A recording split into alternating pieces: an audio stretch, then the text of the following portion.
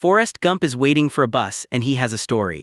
He became a football star, a war hero, a ping-pong champion, a shrimp millionaire, and a man who ran across America.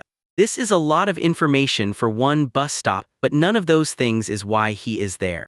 He is trying to reach Jenny. This is Forrest Gump explained in 10 minutes, and it contains the entire movie and the ending, so enormous spoilers are already sitting beside you.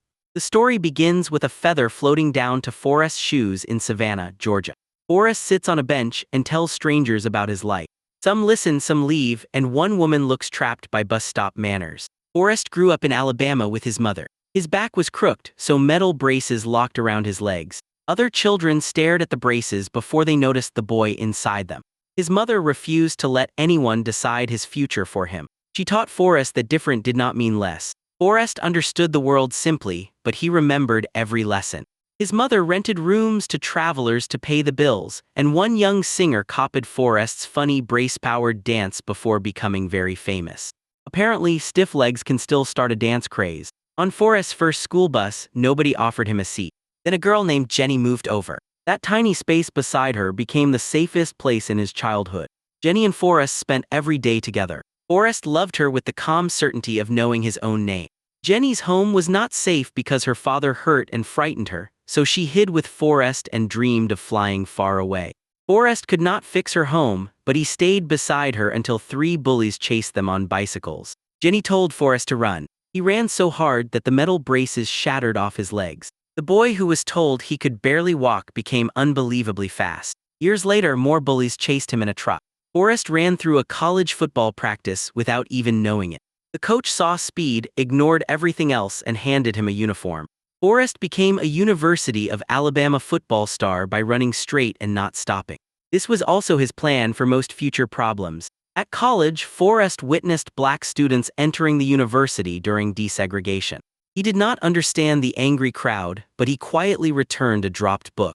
After becoming an All-American, he met President Kennedy.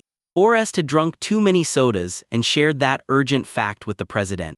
History can be grand, but bladders remain practical. After graduation, an Army recruiter gave Forrest a brochure. Forrest joined because the man asked nicely. On the Army bus, he met Benjamin Buford Blue, called Bubba. Bubba knew every possible way to cook shrimp. Boiled shrimp, fried shrimp, shrimp soup, shrimp salad, and probably shrimp birthday cake. He planned to buy a boat after the war. Forrest promised to become his partner. Their commander in Vietnam was Lieutenant Dan Taylor.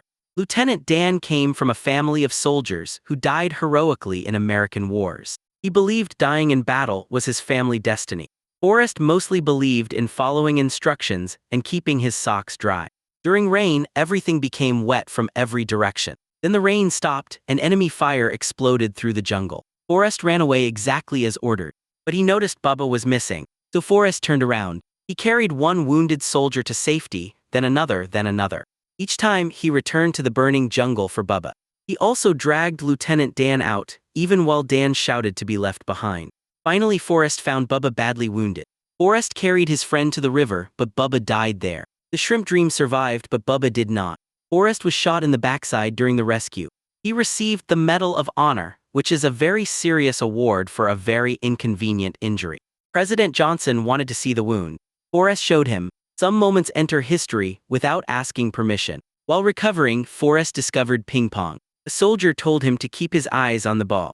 Forrest took this instruction with frightening perfection and soon played so well that he traveled to China with the national team. He became famous again by hitting a tiny ball very quickly.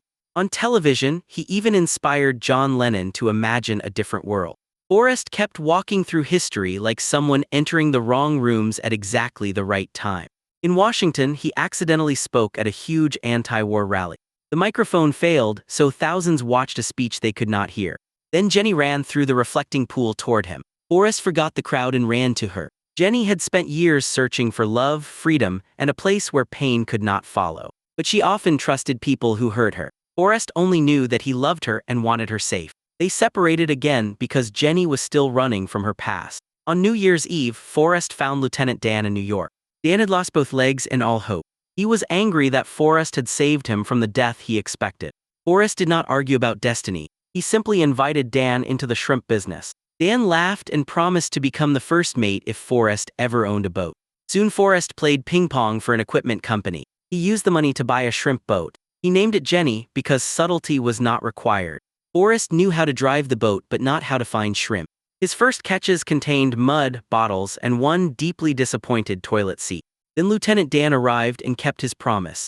The two men searched every part of the coast. They still found almost nothing. Dan shouted at the sky during a terrible hurricane. Their boat survived while the other shrimp boats were destroyed. With no competition left, Forrest and Dan caught mountains of shrimp. Bubba Gump Shrimp became a huge company. Lieutenant Dan finally thanked Forrest for saving his life. Then he calmly swam into the water, no longer fighting the world. Dan invested their money in a fruit company called Apple. Forrest thought they had entered the fruit business. He became rich enough to stop worrying about money. But he gave much of it away. He paid for a new church, helped the local hospital, and gave Bubba's family Bubba's share. Forrest did not call this generosity. To him, a promise was simply a job that was not finished yet. Then his mother became sick with cancer. Forrest rushed home and stayed beside her. She told him that death was just another part of life. After she died, the house felt larger and much quieter. One day Jenny returned.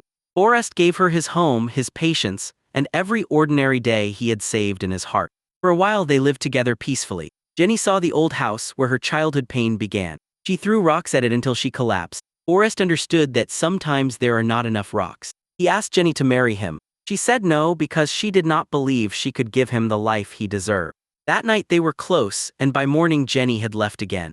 Forrest stood alone, holding the medal he had given her. Then he started running. He ran to the end of the road, across town, across Alabama, and all the way to the ocean. Then he turned around and ran to the other ocean. He kept running across the country for more than 3 years. Reporters searched for a grand reason. Forrest did not have one. He just felt like running. Strangers followed him because humans can turn almost anything into a movement. One day, Forrest stopped in the middle of a desert road. His followers leaned forward for a life-changing message. Forrest said he was tired and walked home. This brings us back to the bus bench. Forrest is not telling random stories for fun.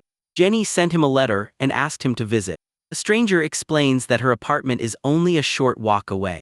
Forrest runs there because buses have finally become too slow for this movie. Jenny opens the door. Then she introduces a little boy named Forrest. He is Forrest's son. For the first time, adult Forrest looks truly afraid. He asks whether the boy is smart or whether he struggles like his father. Jenny says their son is very smart. Forrest begins to cry with relief. He meets the child, and they understand each other immediately. Jenny also says she has an incurable illness that doctors cannot name or stop. Forrest asks her to come home with him. This time Jenny says yes. They marry beneath the trees in Alabama. Lieutenant Dan arrives with new metal legs and his fiancée, Susan. The man who expected to die has built a future. Forrest, Jenny, and little Forrest finally become a family. But their time together is short. Jenny dies and Forrest buries her beneath the tree where they played as children. He talks to her grave and tells her about their son. He admits that he misses her every day. Forrest never understood whether life follows a plan or floats around by accident. Maybe he decides both things happen together. On little Forrest's first school day, father and son wait for the bus. Forrest gives him the book Jenny once read as a child. The bus leaves, the father waits, and the feather rises into the sky again. Forrest did not become special because he understood everything. He became special because he loved steadily, kept his promises, and always came back for the people he cared about.